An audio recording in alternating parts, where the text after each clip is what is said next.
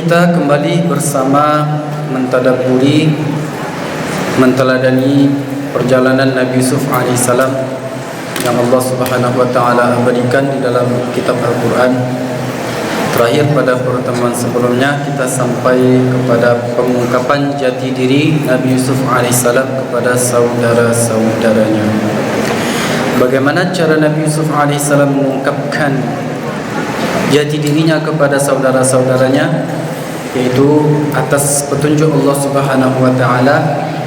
Kenapa Nabi Yusuf alaihissalam itu ketika ditawarkan untuk menjabat menjadi petinggi di negara Mesir itu, Nabi Yusuf alaihissalam memilih menjadi bendaharawan negara. Salah satu tujuannya adalah agar Nabi Yusuf alaihissalam itu bisa secara langsung bertemu dengan saudara-saudaranya ketika terjadi musim paceklik sesuai dengan ramalan mimpinya. Jadi kan sebelumnya itu Raja Mesir itu bermimpi bahwa ada 7 ekor sapi yang gemuk memakan 7 ekor sapi yang kurus. Jadi sapi bisa menjadi buas. Kemudian juga raja itu melihat di dalam mimpinya mendapatkan 7 tangkai gandum yang subur, yang segar, dengan 7 tangkai gandum yang kering. Lalu ditakwilkan atau ditafsirkan Nabi Yusuf alaihissalam mimpi tersebut akan adanya musim subur 7 tahun, kemudian datang musim paceklik atau musim kemarau, kemudian datang lagi nanti musim kembali seperti biasa, itu musim subur. Lalu Nabi Yusuf alaihissalam ketika telah menakwilkan mimpi itu, kemudian raja penasaran dengan Nabi Yusuf. Lalu Nabi Yusuf alaihissalam, kalau raja itu ingin bertemu dengan Nabi Yusuf, maka suruh para perempuan-perempuan atau para penggoda-penggoda Nabi Yusuf itu untuk mengakui kesalahannya, membenarkan Nabi Yusuf alaihissalam bahwa Nabi Yusuf tidak bersalah. Akhirnya mereka mengakui kesalahan mereka dan menyatakan Nabi Yusuf alaihissalam ini adalah orang yang tidak bersalah dan orang yang benar. Maka setelah itu raja pun mengangkat Nabi Yusuf alaihissalam ini menjadi orang terdekatnya dan ditawari jabatan untuk menjadi petinggi negara. Lalu Nabi Yusuf alaihissalam memilih untuk menjadi bendaharawan negara. Tujuannya itu atas petunjuk Allah Subhanahu wa taala. Kenapa Nabi Yusuf itu memilih untuk menjadi bendaharawan negara?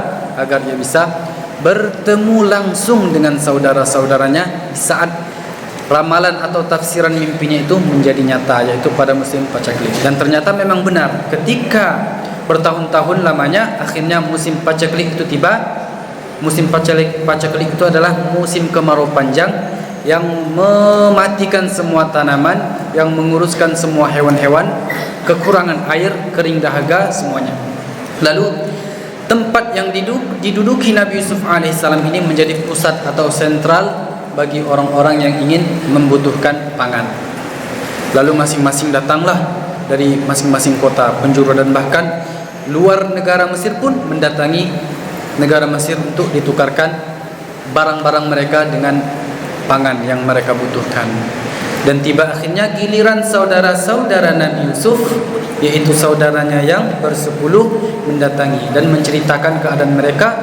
Dan di saat itu Nabi Yusuf alaihissalam, ketika mereka memasuki gerbang itu, Nabi Yusuf sudah tahu siapa mereka. Akan tetapi mereka bersepuluh itu, saudara-saudara Nabi Yusuf yang bersepuluh itu mengingkari. Maksudnya mereka tidak kenal dengan Nabi Yusuf. Mereka tidak menyangka dan bahkan mungkin tidak terpikirkan oleh mereka kalau yang ada di hadapannya itu adalah Nabi Yusuf alaihissalam. Tapi Nabi Yusuf mengenal dengan baik saudara-saudaranya itu, karena Nabi adalah orang yang Allah pilih, punya ilmu tinggi atas ajaran Allah Subhanahu wa taala. Akhirnya mereka ceritakan, Nabi Yusuf tahu saudaranya satu masih kurang. Lalu Nabi Yusuf memberikan tawaran kepada mereka, kalau seandainya mereka membawakan saudaranya ketika kunjungan mereka berikutnya, pada tahun berikutnya, membawa saudaranya yang mereka tinggal, maka mereka akan diberikan lebih barang-barang pangan yang mereka butuhkan. Akhirnya dengan keterpaksaan Nabi Yakub alaihissalam atas keraguan mereka untuk membawa saudaranya yang satu itu, dikatakan bahwa nama saudaranya itu adalah Benyamin. Akhirnya dengan rasa keberatan, dengan rasa keterpaksaan, Yakub pun melepaskan Benyamin untuk ikut bersama mereka. Nah, disinilah Nabi Yusuf alaihissalam ingin mengungkapkan jati dirinya, ingin memberitahukan bahwa dia adalah Yusuf yang selama ini mereka buang dan yang selama ini telah mereka anggap hilang. Akhirnya cara yang pertama, Nabi Yusuf alaihissalam ketika 10 saudaranya bersama satu orang saudara yang lain yaitu Benyamin masuk ke dalam ruangan Nabi Yusuf alaihissalam, maka Nabi Yusuf alaihissalam pun berbicara dengan saudaranya yang salah satunya adalah orang yang terkasih daripada Nabi Yakub alaihissalam. Inni ana akhok. Sungguhnya aku ini adalah saudaramu. Maka berceritalah. Dan kemudian Nabi Yusuf alaihissalam pun membuat cara bagaimana agar saudaranya Benyamin itu tinggal bersamanya, terlebih dahulu menunggu kedatangan ayahnya dengan cara yang lain. Akhirnya Nabi Yusuf alaihissalam memerintahkan kepada bawahannya untuk memasukkan gelas ke dalam karung barang-barang yang dibawa oleh saudara-saudaranya tersebut. Ketika 10 saudaranya bersama salah satunya ditambah satu yaitu saudaranya Benyamin menaiki tunggangannya, akhirnya mereka dipanggil oleh pasukan Nabi Yusuf alaihissalam. Kemudian mereka dipanggil, summa adzana muadzinun ayyatuhal 'iru innakum lasariqun. Mereka dipanggil, "Hei, kalian mencuri ya? Sini, jangan pergi dahulu. Kalian mencuri barang yang berharga daripada istana ini." Apa barang tersebut? Barang tersebut adalah gelas piala. Memang gelas piala ketika itu dikatakan bahwa itu adalah gelas minuman petinggi-petinggi. Gelas untuk, kalau ke kerajaan itu kan mempunyai suatu gelas. Gelasnya itu adalah terbuat dari emas dan lain sebagainya. Akan tetapi dalam syariat Nabi Muhammad SAW tidak boleh bagi laki-laki untuk menggunakan bejana atau gelas yang terbuat dari emas, dan bahkan memakai perhiasan untuk laki-laki tidak boleh, perhiasan emas. Lalu setelah itu akhirnya mereka mengingkari, kami tidak mencuri di sini. Kami di sini adalah ingin mencari pangan, menukarkan pangan dari barang-barang kami. Kami tidak mau membuat kerusakan. Kenapa? Karena mencuri adalah merupakan membuat kerusakan di muka bumi. Salah satu kerusakan yang ada di muka bumi ini adalah mencuri. Makanya orang mencuri itu kalau sampai kadarnya, kalau dalam hukum Islam itu dipotong tangannya. Kenapa? Karena salah satu bentuk merusak di muka bumi ini adalah mencuri. Maka mencuri termasuk salah satu dosa yang ada hadnya, ada hududnya, ada hukumannya. Hukumannya berat, yaitu potong tangan kalau sampai batas kadarnya. Lalu mereka mengingkari kalau mereka adalah bukan yang dimaksud pencuri. Tetapi apa buktinya? Kalau seandainya terbukti mereka itu mencuri, maka apa yang akan terjadi pada kalian? Maka mereka membuat tawaran. Saudara-saudara Nabi Yusuf itu membuat tawaran. Jikalau seandainya ada di antara kami mencuri, maka yang mencuri itulah yang akan bertanggung jawab atas perbuatannya. Dan mereka di dalam riwayatnya menggunakan syariat Nabi Yakub. Syariat Nabi Yakub itu, jikalau ada seseorang mencuri lalu ketahuan, maka ia akan bertanggung jawab dan bahkan dijadikan sebagai budak, sebagai hamba sahaya sesuai dengan kadar atau takaran yang ia curi. Dan akhirnya setelah dibuka barang-barang, setelah dibuka karung yang ada pada mereka, terbuktilah bahwa ternyata Benyamin ini di dalam karungnya ada barang yang dicari tersebut. Gelas tersebut berada di dalam karungnya Benyamin. Akhirnya sesuai kesepakatan, maka Benyamin pun dibawa oleh Yusuf dan pasukan dan bawahannya ke dalam istana, dan mereka pun disuruh pulang. Akan tetapi sampai di dalam istana, Binyamin pun dilepaskan. Kenapa? Karena ini adalah memang tujuan Nabi Yusuf alaihissalam, agar ia bisa berkumpul bersama saudara tercintanya. Lalu akhirnya 10 saudara yang lain itu kebingungan, karena pada awalnya mereka berjanji kepada Nabi Ya'qub alaihissalam bahwa mereka akan berjanji, bersumpah bersungguh-sungguh akan menjaga Binyamin. Karena Nabi Ya'qub alaihissalam berat melepaskan Binyamin untuk pergi, maka dengan sangat berat mereka itu memikirkan keras-keras bagaimana caranya agar bisa menjelaskan kepada Nabi Ya'qub dan tidak menambah kesedihan Nabi Ya'qub. Karena sampai Nabi Yusuf alaihissalam itu dibuang mereka ke dalam sumur, sampai Nabi Yusuf alaihissalam menjadi petinggi Mesir pun, Nabi Ya'qub masih berkubang di dalam kesedihan, masih sedih kehilangan Nabi Yusuf alaihissalam. Dan sekarang ternyata anak kesayangannya yang lain hilang, tertangkap. Nah, ternyata saudara-saudara Nabi Yusuf alaihissalam yang 10 itu kebingungan. Dan bahkan di antara mereka dikatakan yang paling tua itu tidak mau pulang ke Mesir sebelum diizinkan ayahnya atau Allah Subhanahu wa taala memberikan keputusan. Jadi berkata salah satu di antara mereka, diriwayatkan bahwa yang paling tua di antara mereka berkata, "Kita kan telah berjanji kepada ayah kita untuk menjaga Nabi Yusuf dan bersumpah. Maka aku tidak akan pulang sampai ayahku mengizinkan." Maksudnya sampai Nabi Ya'qub alaihissalam mengizinkan untuknya pulang. Dan akhirnya mereka pun bersembilan pulang dengan rasa kerisauan yang luar biasa menghadapi Nabi Ya'qub alaihissalam. Sesampainya bertemu dengan Nabi Ya'qub, akhirnya mereka berkata kepada Nabi Ya'qub bahwa Binyamin mencuri, ketahuan mencuri. Lalu setelah itu bertambahlah kesedihan Nabi Ya'qub alaihissalam. Apa kata Nabi Ya'qub alaihissalam?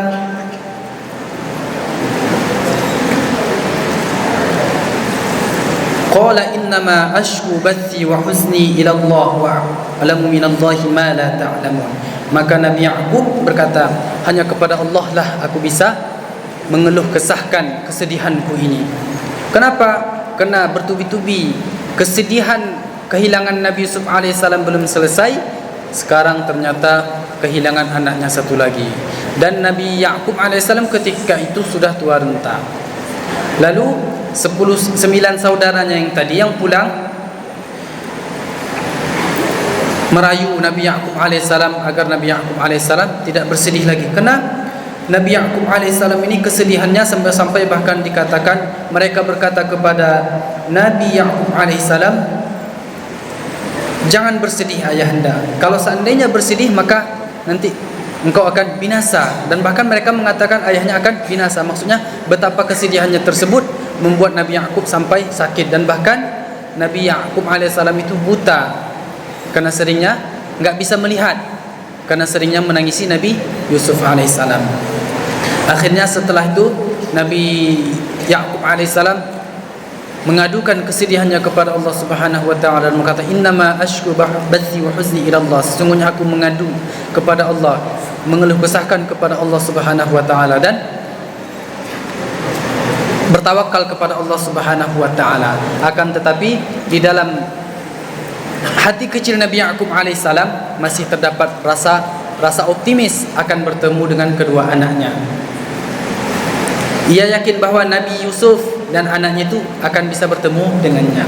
Akhirnya Nabi Ya'qub alaihissalam menyuruh saudara-saudara Nabi Yusuf yang lain untuk kembali untuk mencari Nabi Ya'qub, mencari Nabi Yusuf alaihissalam dan mencari Binyamin. Akhirnya mereka disuruhlah kembali. Dan Nabi Ya'qub alaihissalam berpesan kepada saudara-saudaranya Nabi Yusuf, jangan berputus asa dari rahmat Allah Subhanahu wa taala. Di dalam kesedihan tetap Nabi Ya'qub alaihissalam bertawakal kepada Allah Subhanahu wa taala. Jadi kondisinya bagaimanapun keadaan kita, mestilah kita bertawakal kepada Allah. Kenapa? Karena di dalam tawakal tersebut, di dalam kita berpasrah diri, berserah diri kepada Allah, di sana akan terjadi, akan dapat kebaikan, akan terdapat kebaikan-kebaikan yang akan dibalas Allah Subhanahu wa taala. Karena tidak ada ujian kecuali melainkan ada penyelesaiannya. Tidak akan terjadi suatu masalah melainkan ada di sana cara penyelesaiannya. Jadi Nabi Ya'qub alaihissalam setelah memerintahkan kepada mereka untuk pergi, mereka pun pergi kembali mencari Nabi Yusuf dan Benyamin. Akhirnya dengan tujuan, alasannya mereka untuk ke sana itu bisa bertemu dengan Nabi Yusuf itu adalah mereka membawa barang-barang untuk mengambil pasokan-pasokan makanan lagi. Akan tetapi barang-barang yang mereka bawa itu ternyata adalah barang-barang yang tidak berharga. Karena barang-barang yang berharga milik mereka sudah habis mereka tukar pada sebelumnya. Ternyata mereka membawa barang-barang, kira-kira mau tidak menteri bendaharawan Mesir ini menerima mereka dengan barang-barang mereka yang tidak ada nilainya. Akhirnya dengan rasa iba, dengan rasa bersedih hati mereka, dan bahkan dikatakan sampai mengemis, akhirnya mereka masuk ke dalam istana dan memohon kepada Nabi Yusuf alaihissalam, yang ketika itu mereka belum kenal Nabi Yusuf alaihissalam, memohon, qalu ya ayyuhal aziz, wahai menteri, massanadur, kami ditimpai darurat, ditimpai kemelaratan, maka kasihanilah kami dengan barang-barang kami yang tak bernilai ini. Jadikanlah barang-barang yang tak bernilai ini penukaran untuk kami agar kami memperoleh pasokan makanan. Dan akhirnya disitulah Nabi Yusuf alaihissalam mengungkapkan jati dirinya, innama ana Yusuf. Pertama Nabi Yusuf alaihissalam menyebutkan kepada mereka, qala hal alimtum ma fa'altum bi Yusuf wa akhihi antum jahilun.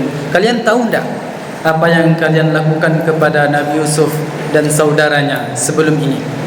Dan seketika itu mereka itu berdesir darah di dalam diri mereka, terkejut. Ternyata di hadapan mereka itu secara spontan mereka mengenali, oh, orang ini adalah Yusuf alaihissalam. Maka mereka berkata, qalu innaka anta Yusuf, engkau adalah Yusuf. Maka Nabi Yusuf berkata, inni Yusuf. Qala innama ana Yusuf, aku adalah Yusuf, wa hadza akhi, dan ini adalah saudaraku Benyamin. Maka Nabi Yusuf alaihissalam mengungkap jati dirinya, dan akhirnya mereka mengakui kesalahan mereka. Laqad atharakallahu alaina, Allah Subhanahu wa taala telah menjadikan kamu lebih tinggi daripada kami. Dan mereka akhirnya mengakui kesalahan mereka. Tapi Nabi Yusuf alaihissalam, lihatlah betapa luar biasanya budi luhur Nabi Yusuf alaihissalam. Dan inilah yang ada pada diri nubuah, yang ada pada diri nabi-nabi Allah Subhanahu wa taala, tidak pernah menaruh dendam sama sekali kepada orang yang telah menganiayanya. Begitu juga dengan Nabi Muhammad sallallahu alaihi wasallam. Ketika Nabi Muhammad sallallahu alaihi wasallam memasuki Mekah setelah penaklukan Mekah, itu Nabi Muhammad sallallahu alaihi wasallam itu tidak ada sedikit pun menaruh rasa dendam bahkan kepada orang yang telah membunuh pamannya Hamzah. Tidak ada. Bahkan Nabi Muhammad sallallahu alaihi wasallam menerima semuanya tanpa ada unsur rasa dendam. Dan begitu juga Nabi Yusuf alaihissalam, ketika saudaranya datang kepadanya, Nabi Yusuf tidak pernah menaruh dendam. Qala la tasriba alaikumul yaum, tidak ada celaan untuk kalian. Maksudnya kalian tidak akan dicela, kalian tidak akan disiksa dan tidak akan dianiaya sebagaimana kalian telah menganiayaku, kata Nabi Yusuf alaihissalam. Mereka tidak dianiaya oleh Nabi Yusuf dan tidak dicela, dan bahkan mereka disambut hangat oleh Nabi Yusuf layaknya saudara-saudaranya. Akhirnya mereka dikatakan Nabi Yusuf alaihissalam, yaghfirullahu lakum, Allah Subhanahu wa taala telah mengampunkan dosa kalian. Allah Subhanahu wa taala telah mengampunkan perlakuan-perlakuan kalian yang telah kalian lakukan kepadaku dulu. Akhirnya Nabi Yusuf alaihissalam membuka jubahnya, membuka bajunya, dan memesankan kepada mereka, irji'u ila abikum, pulanglah, dan kemudian usapkanlah baju ini ke wajah Nabi Ya'qub, ke wajah ayah kita Nabi Ya'qub alaihissalam. Akhirnya mereka pun pulang dari Mesir itu menuju tempat ayahnya. Dan bahkan dalam riwayat ketika itu masih ada 8 hari perjalanan lagi, masih 8 hari perjalanan lagi, masih jauh, mereka akan menunggang unta. Masih di dalam perjalanan yang kira-kira 8 hari lagi baru nyampai, tapi Nabi Ya'qub alaihissalam telah mencium aroma Nabi Yusuf alaihissalam. Nah, begitu luar biasanya kerinduan Nabi Ya'qub kepada Nabi Yusuf, dan bahkan jarak 8 hari Nabi Ya'qub alaihissalam telah mencium bau Nabi Yusuf alaihissalam. Inni la ajidu riha Yusuf laula an tufannidun, kata Nabi Ya'qub, aku mencium bau Nabi Yusuf. Jikalau mungkin kalian tidak menganggapku kehilangan akal. Ia berpesan kepada anaknya yang tinggal, tapi anaknya masih mengatakan kepada ayahnya, innaka lafi dhalalikal qadim, sesungguhnya engkau masih berada di dalam kesesatanmu yang seperti dulu. Nah, 2 kali anak menyebutnya sesat. Yang pertama, anak Nabi Ya'qub ini menyebutnya sesat ketika mereka itu tahu bahwa Nabi Yusuf ini adalah anak yang disayang Nabi Ya'qub alaihissalam, sebutnya sesat. Sekarang ketika Nabi Ya'qub alaihissalam betapa anaknya ini tidak baik kepada Nabi Ya'qub, betapa mereka itu menyebutkan Nabi Yusuf itu dalam kesesatan. Maksudnya saking kerinduannya kepada Nabi Yusuf alaihissalam, mereka mengatakan bahwa ayahnya itu adalah yang tersesat. Maksudnya tersesat di dalam kerinduannya kepada Nabi Yusuf alaihissalam. Dan akhirnya ternyata dugaan Nabi Ya'qub benar. Akhirnya saudara-saudara yang lain membawa pakaian Nabi Yusuf itu, kemudian mengusapkan ke wajah Nabi Yusuf, ke wajah Nabi Ya'qub. Akhirnya Nabi Ya'qub alaihissalam itu matanya yang awal tadi tidak bisa melihat, akhirnya bisa melihat. Lalu Nabi Ya'qub alaihissalam berkata, bukankah aku dianugerahi Allah Subhanahu wa taala mengetahui apa-apa yang tidak kamu ketahui? Akhirnya harapan Nabi Ya'qub alaihissalam terkabulkan oleh Allah Subhanahu wa taala atas petunjuk Allah Subhanahu wa taala. Akhirnya ketika itu Nabi Ya'qub pun bersama anak-anak yang lain berangkat menuju Mesir untuk berjumpa kepada anak tersayangnya Nabi Yusuf alaihissalam. Tidak sabar perjalanan jauh itu, begitu terasa sangat lama sekali, saking rindunya ia kepada Nabi Yusuf alaihissalam. Akhirnya berhari-hari, berminggu-minggu, akhirnya Nabi Ya'qub alaihissalam sampailah di gerbang.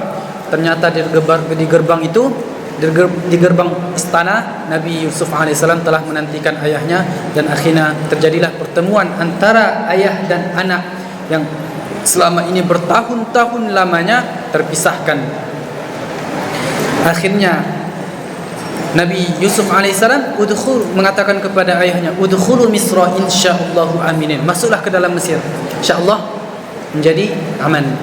Insyaallah engkau wahai ayahanda bersama anak-anak, bersama keluarga, ketika masuk Mesir ini akan aman.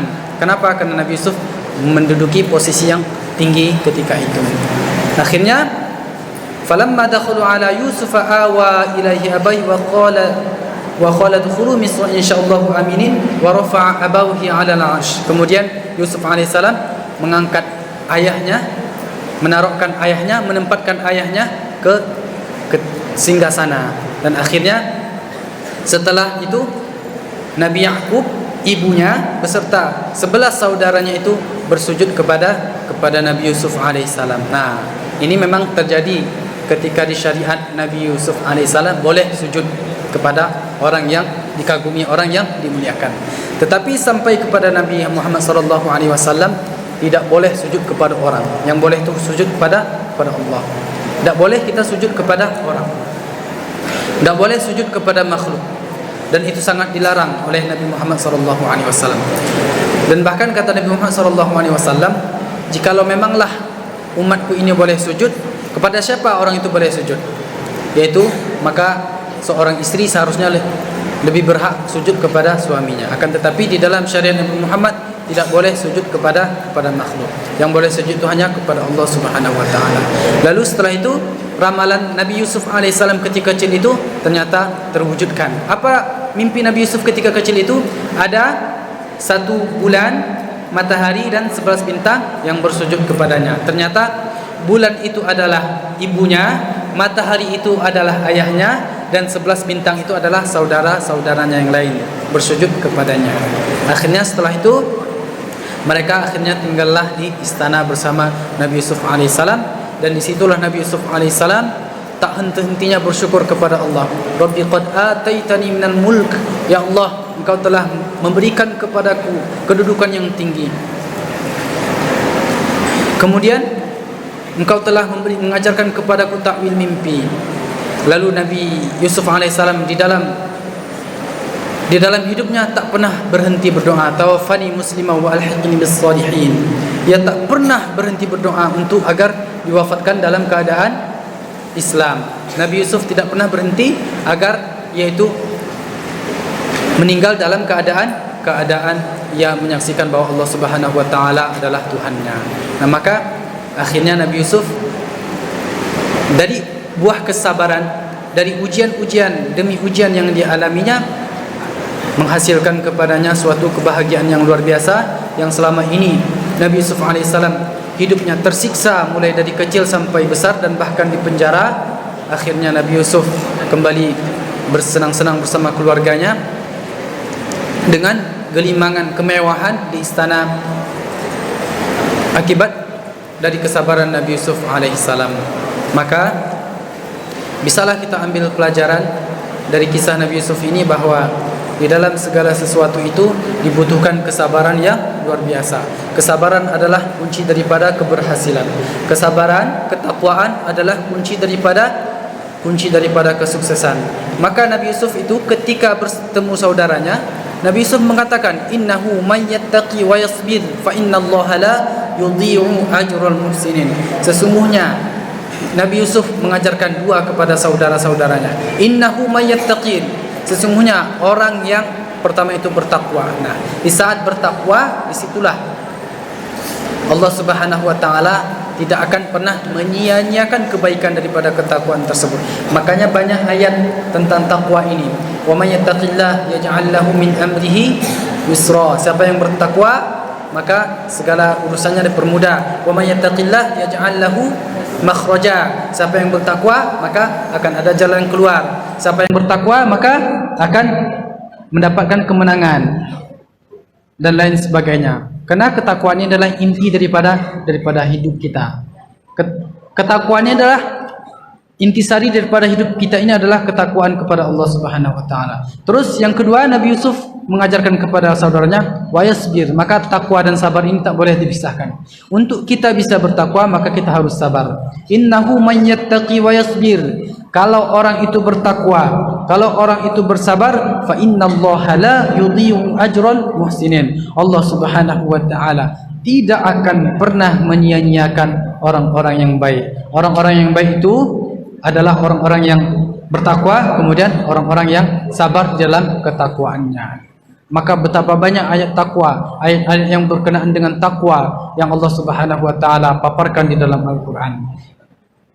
Jadi itulah pelajaran yang bisa kita ambil daripada kisah Nabi Yusuf, betapa ketakwaan, kesabaran, kepasrahan diri kita kepada Allah Subhanahu wa taala akan membimbing kita kepada kebaikan.